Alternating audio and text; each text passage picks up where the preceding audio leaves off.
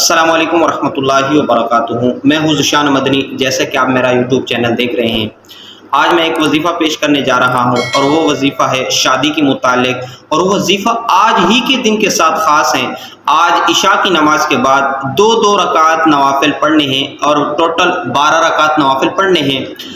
ہر رکعت میں سورۃ الفاتحہ کے بعد یعنی الحمد شریف کے بعد سورۃ الاخلاص یعنی قل هو اللہ شریف پڑھنی ہے۔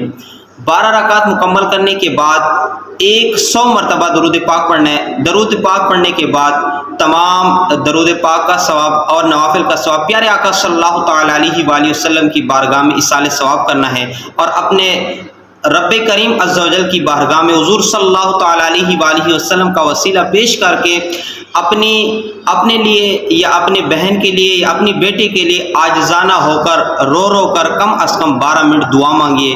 اللہ پاک نے چاہا تو آنے والے رمضان سے پہلے آپ کی مراد پوری ہو جائے گی۔ اللہ پاک ہمیں اس پر عمل کرنے کی توفیق عطا فرمائے۔